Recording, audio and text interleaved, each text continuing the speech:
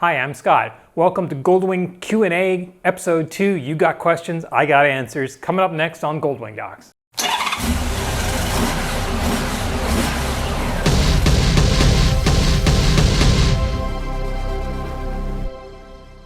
Well, it's winter. We got snow on the ground outside. My bike is away for the winter. I've winterized it. I have not cleaned it. It's pretty filthy.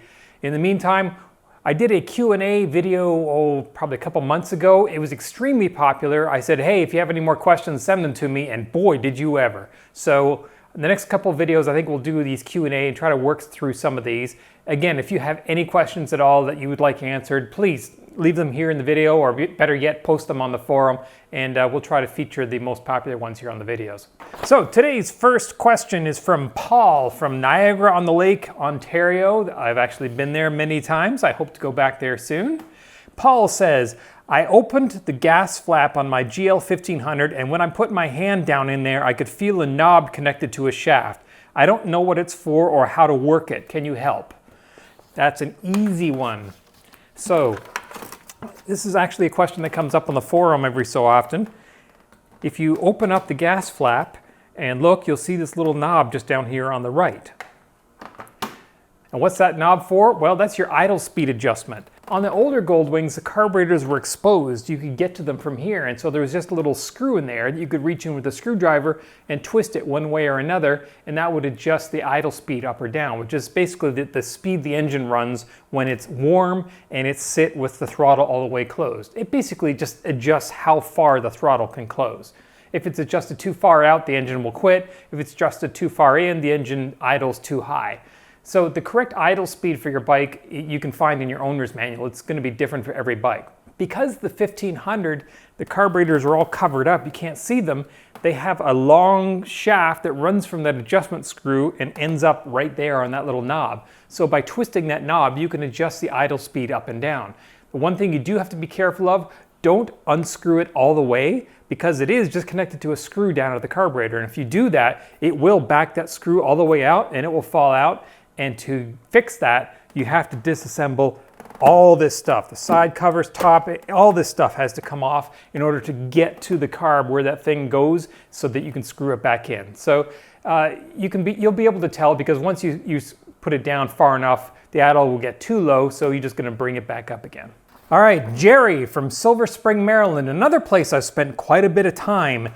What's your suggestion for how to know what to do when you break down? I thought maybe of looking up service manuals on my phone, but it's small and I can't read it. And what if there's no signal? Okay, well, I will tell you what I do. I have a Kindle. And one of the things that people don't know about Kindles is that you can actually load PDFs right onto it. So you just plug it into your computer. It appears like a USB drive on your computer, and you can copy PDFs in there. And as soon as you do, they just pop up on here. So you can put your entire service manual or any PDF really you want on here. And as you can see, you can put the entire service manual right on there. And if you need to, you can zoom in on it. And I've got, service manual, I've got the electronics reference manual. And it's great because you have the entire service manual at your fingertips. You can search through it and you can find anything that you need, all your specifications. So maybe something's broken, you need to know how to fix it, you need the instructions, you need torque valves, any information you need right there. You can put your owner's manual on there, you can put service manuals, anything you want. Anything you have a PDF, stick it on your Kindle. And these things are cheap. Of course, right now, this time of year, they're dirt cheap because they're on sale for Black Friday and all that sort of thing. I'll put a link to this one that I have down on the description below. Really handy. You just toss one in your trunk, get an extra one, get an old one, throw it in your trunk, keep it with you. The battery on them lasts forever. They're readable in the dark, so if you're broken down by the side of the road in the dark, you still can read it. Really highly recommend. Kindle, they're just not for reading books. Third question is from mbiker96 in Denver, Colorado. The coolant level in my coolant reservoir suddenly went up even though I didn't add any. What's going on? Okay, well, that's again something we've heard before.